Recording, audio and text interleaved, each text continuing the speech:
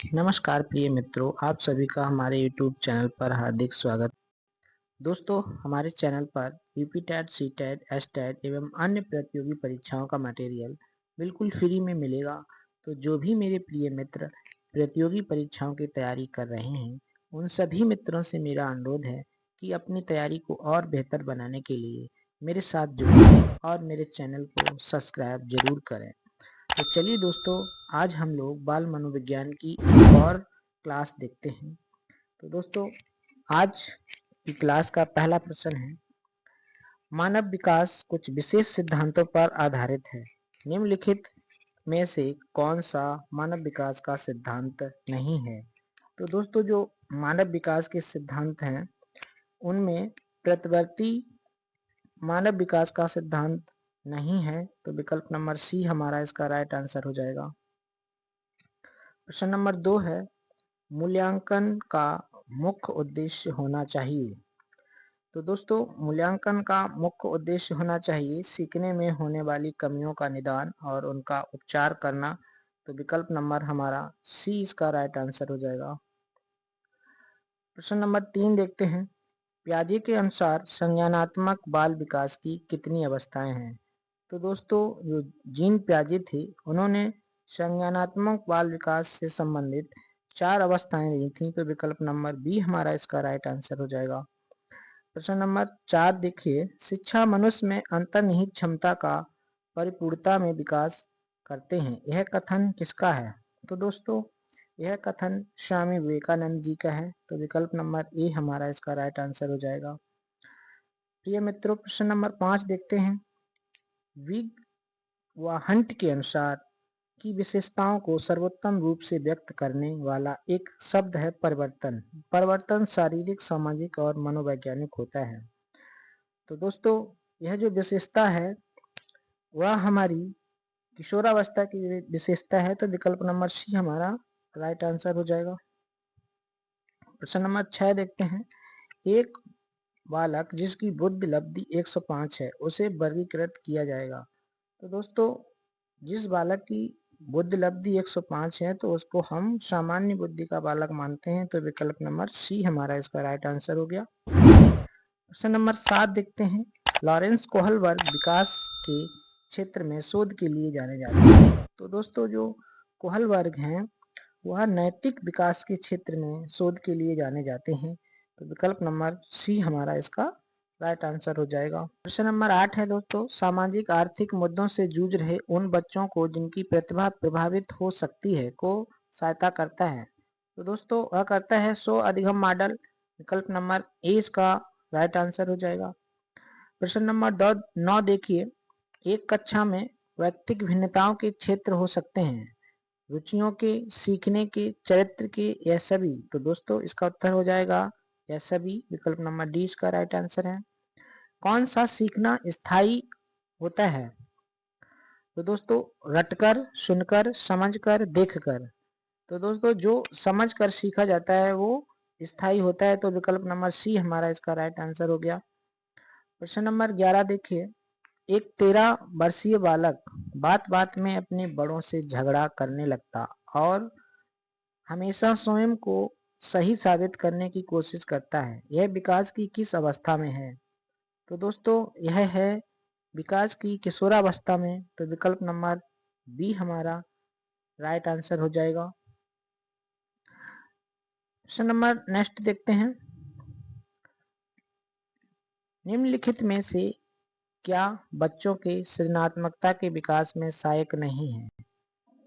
खेल, भाषण, कहानी लेखन, निर्माण संबंधी क्रियाएं। तो दोस्तों, निर्माण संबंधी क्रियाएं सृजनात्मकता के विकास में सहायक नहीं है। तो विकल्प नंबर डी हमारा राइट आंसर हो गया। नेक्स्ट क्वेश्चन है, शिक्षा में फॉवेल का महत्वपूर्ण योगदान था। तो दोस्तों, जो फॉवेल थे उनका किंडरगार्टन के विकास में महत्वपूर्ण योगदान था। तो विकल्प नंबर सी हमारा इसका राइट आंसर हो गया। प्रश्न नंबर 14 है, निम्नलिखित में से संश्लेषण का उदाहरण है। तो दोस्तों, जो संश्लेषण का उदाहरण है वह है प्रमेय सिद्ध करना। तो विकल्प नंबर सी हमारा राइट आंसर है इस प्रश्न का। दोस्तों, ये सभी प्रश्न पूर्व में किसी न किसी परीक्षा में पूछे गए प्रश्न हैं, तो इसलिए यह प्रश्न आपके लिए और भी इम्पोर्टेंट हो जाते हैं। तो परीक्षा से पहले एक बार पूरा वीडियो अवश्य देखें, पता नहीं कौन सा प्रश्न आपकी परीक्षा में आ जाए। तो दोस्तों प्रश्न नंबर 15 है, बालक के शारीरिक व क्रियात्मक विकास की दशा होती है। तो दोस्तों जो बालक की शारीरिक क्रियात्मक विकास की दशा होती है वो सिर से पैर तथा शरीर के मध्य से बाहर की ओर होती है। तो विकल्प नंबर 20 का राइट आंसर हो गया। बालक का विकास परिणाम है। तो दोस्तों जो बालक का विकास है वो वंशानुक्रम तथा वातावरण की अंतर प्रक्रिया का परिणाम है। तो विकल्प नंबर सी हमारा इसका राइट आंसर हो गया। प्रश्न नंबर 17 है दोस्तों, परीक्षा के स्थान पर सतत और व्यापक मूल्यांकन गुणवत्ता मूलक शिक्षा के लिए अधिक उपयुक्त है, क्योंकि इसमें संज्ञानात्मक क्षेत्र का मूल्यांकन किया जाता है, सह संज्ञानात्मक क्षेत्र का मूल्यांकन किया जाता है, मूल्यांकन सतत एवं व्यापक क्षेत्रों का होता है। तो दोस्तों इसका उत्तर हो जाएगा उपरोक्त सभी। विकल्प नंबर डी हमारा इसका राइट आंसर है। प्रश्न नंबर 18 है, प्राथमिक स्तर पर मातृभाषा में शिक्षा देना बेहतर है, क्योंकि यह दोस्तों जो प्राथमिक स्तर होता है उसमें बच्चे को हम मातृभाषा में शिक्षा देना बेहतर समझते हैं, क्योंकि प्राकृतिक वातावरण में बच्चे को सीखने में सहायता करता है। तो इसलिए विकल्प नंबर हमारा डी का राइट आंसर हो जाएगा। प्रश्न नंबर 19 देखते हैं, श्याम पट पर लिखते समय सबसे महत्वपूर्ण क्या है। तो दोस्तों जब हम श्याम पट पर लिखते हैं तो सबसे महत्वपूर्ण अच्छी लिखावट को माना जाता है। तो विकल्प नंबर ए हमारा इसका राइट आंसर हो गया।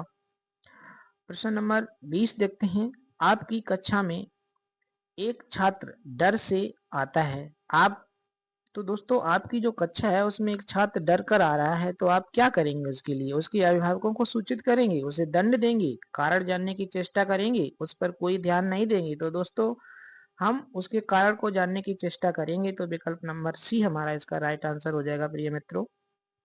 देखते हैं नेक्स्ट प्रश्न, शिक्षा का उद्देश्य होना चाहिए। तो दोस्तों जो शिक्षा का उद्देश्य है वो व्यावहारिक जीवन के लिए विद्यार्थी को तैयार करना होता है। तो विकल्प नंबर डी हमारा इसका राइट आंसर हो गया। प्रश्न नंबर नेक्स्ट देखते हैं, विद्यार्थी में अवांछित व्यवहार को परिवर्तन करने में सबसे प्रभावी पद्धति है। तो दोस्तों जो विद्यार्थी का अवांछित व्यवहार है उसमें परिवर्तन के लिए अवांछित व्यवहार के कारण को ढूंढना एवं उपचार का प्रबंधन करना। तो विकल्प नंबर सी हमारा इसका राइट आंसर हो जाएगा। प्रश्न नंबर नेक्स्ट देखते हैं, आपको शिक्षक दिवस पर कुछ विद्यार्थियों ने एक बधाई पत्र भेजा, आप क्या करेंगे?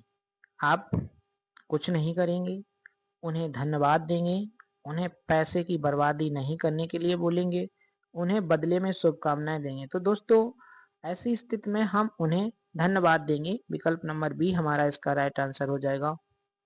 प्रश्न नंबर 24 देखते हैं, जब एक विद्यार्थी असफल होता तो समझा जाता है कि दोस्तों यहाँ एक विद्यार्थी के असफल होने की बात की जा रही है, तो यह व्यक्तिगत असफलता की ओर इंगित करता है। तो विकल्प नंबर डी हमारा इसका राइट आंसर हो जाएगा। किसी विद्यार्थी की सबसे महत्वपूर्ण विशेषता है। तो दोस्तों एक विद्यार्थी है उसकी महत्वपूर्ण विशेषता क्या होगी? उत्तरदायित्व की अनुभूति, ईमानदारी, सहभागिता, आज्ञाकारिता। तो दोस्तों एक विद्यार्थी की महत्वपूर्ण विशेषता है उसकी आज्ञाकारिता। तो विकल्प नंबर डी हमारा इसका राइट आंसर हो गया।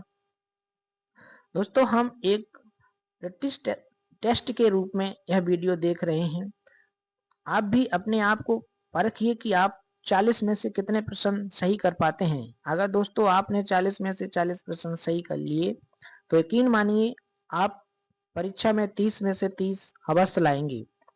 तो चलिए प्रश्न देखते हैं 26 नंबर, आप किसी कक्षा में पाठ पढ़ाते हैं और एक विद्यार्थी विषय से असंबंधित एक प्रश्न पूछता है, आप क्या करेंगे? तो दोस्तों ऐसी स्थिति में हम कक्षा के बाद प्रश्न का उत्तर देंगे। तो विकल्प नंबर डी हमारा इसका राइट आंसर हो जाएगा। प्रश्न नंबर 27 देखिए, एक सामान्य 12 वर्ष की आयु के बच्चे में सबसे अधिक होना संभव है। तो दोस्तों यह जो सामान्य 12 वर्ष की आयु का बालक है उसमें समकक्षी की अनुमोदन के लिए बेचैनी अधिक होती है, तो विकल्प नंबर डी हमारा इसका राइट आंसर हो जाएगा। चलिए प्रश्न नेक्स्ट देखते हैं। विद्यालय से विद्यार्थियों के भाग जाने का कारण है। तो दोस्तों जो विद्यालय में विद्यार्थी भाग रहे हैं तो उसका कारण है समस्या के प्रति शिक्षकों के निर्दय अभिवृत्ति, तो विकल्प नंबर डी हमारा इसका राइट आंसर हो जाएगा। प्रश्न नंबर नेक्स्ट देखते हैं। विद्यालयों में श्रम की स्फूर्ति का विकास करने के लिए, तो दोस्तों विद्यालय में श्रम की स्फूर्ति का विकास करने के लिए हमें समय समय पर विद्यार्थियों को श्रम करने का अवसर देना पड़ेगा, तो विकल्प नंबर सी हमारा इसका राइट आंसर हो जाएगा। प्रश्न नंबर नेक्स्ट देखते हैं। बाल विकास की परिभाषा का अध्ययन क्षेत्र है जो, तो दोस्तों जो बाल विकास की परिभाषा है उसका अध्ययन क्षेत्र है किसी बच्चे के संज्ञानात्मक, सामाजिक तथा दूसरे सामर्थ्यों के क्रमिक विकास के लिए उत्तरदायी होगा, तो विकल्प नंबर डी हमारा इसका राइट आंसर हो जाएगा। प्रश्न नंबर नेक्स्ट देखते हैं। प्राथमिक शिक्षक के लिए बाल मनोविज्ञान का ज्ञान होना आवश्यक है क्योंकि, तो दोस्तों जो प्राथमिक शिक्षक है यह बच्चों के व्यवहार को समझने में शिक्षक की सहायता करेगा। बाल मनोविज्ञान का ज्ञान, तो विकल्प नंबर डी हमारा इसका राइट आंसर हो जाएगा। प्रश्न नंबर नेक्स्ट देखते हैं। मानवीय मूल्यों जो प्रकृति में सार्थक हैं के विकास का अर्थ है, तो दोस्तों इसका विकल्प नंबर डी हमारा सही हो जाएगा, अभिव्यक्ति। प्रश्न नंबर नेक्स्ट देखते हैं। अपने विद्यार्थियों को समझने के लिए एक शिक्षक में अच्छी जानकारी होनी चाहिए, तो दोस्तों बाल मनोविज्ञान की, बच्चों को समझने की प्रवृत्ति की, विषय वस्तु के प्रति विद्यार्थियों के मत की, उपरोक्त सभी की, तो दोस्तों इसका उत्तर हो जाएगा उपरोक्त सभी की, विकल्प नंबर डी हमारा इसका राइट आंसर है। प्रश्न नंबर नेक्स्ट है। बालिका शिक्षा को महत्व देना उचित है क्योंकि, तो दोस्तों जो इस प्रश्न का उत्तर है वो किसी सामाजिक परिवर्तन के लिए नेतृत्व में केवल महिलाएं ही समर्थ होती हैं, तो विकल्प नंबर डी हमारा इसका राइट आंसर है। नेक्स्ट क्वेश्चन है। विकास शुरू होता है, तो दोस्तों विकास जो शुरू होता है वो प्रसव पूर्वावस्था से शुरू होता है, विकल्प नंबर बी हमारा इसका राइट आंसर है। नेक्स्ट क्वेश्चन देखते हैं। बहुविध बुद्धि सिद्धांत के अनुसार सभी प्रकार के पशुओं, खनिजों और पेड़ पौधों को पहचानने और वर्गीकृत करने की योग्यता कहलाती है, तो दोस्तों यह कहलाती है आपकी प्राकृतिक बुद्धि, विकल्प नंबर बी हमारा इसका राइट आंसर हो जाएगा। नेक्स्ट क्वेश्चन देखते हैं। अधिकांश व्यक्तियों की बुद्धि औसत होती है, बहुत कम लोग प्रतिभा संपन्न होते हैं और बहुत कम व्यक्ति मंद बुद्धि के होते हैं। यह कथन के प्रति स्थापित सिद्धांत पर आधारित है, तो दोस्तों यह बुद्धि के वितरण सिद्धांत पर आधारित है, तो विकल्प नंबर बी हमारा इसका राइट आंसर हो जाएगा। चिंतन अनिवार्य रूप से है एक, तो दोस्तों जो चिंतन है वह अनिवार्य रूप से एक संज्ञानात्मक गतिविधि है, तो विकल्प नंबर ए हमारा इसका राइट आंसर हो जाएगा। नेक्स्ट क्वेश्चन देखते हैं। पियाजे के अधिगम के संज्ञानात्मक सिद्धांत के अनुसार वह प्रक्रिया जिसके द्वारा संज्ञानात्मक संरचना को संशोधित किया जाता है कहलाती है, तो दोस्तों यह कहलाती है आपकी समावेशन, विकल्प नंबर सी हमारा इसका राइट आंसर हो जाएगा। दोस्तों आज की क्लास का लास्ट प्रश्न है। विज्ञान एवं कला प्रदर्शनियां, संगीत एवं नृत्य प्रस्तुतियां तथा विद्यालय पत्रिका निकालना के लिए है, तो दोस्तों यह है शिक्षार्थियों को सृजनात्मक मार्ग उपलब्ध कराने के लिए, विकल्प नंबर ए हमारा इसका राइट आंसर हो जाएगा। तो दोस्तों ये थे आज की क्लास के 40 महत्वपूर्ण प्रश्न। उम्मीद करते हैं आपको सारे प्रश्न बहुत ही अच्छे लगे होंगे। अगर वीडियो आपको अच्छा लगा है तो वीडियो को लाइक और शेयर सब्सक्राइब करें। मिलते हैं नेक्स्ट वीडियो में, तब तक के लिए जय हिंद।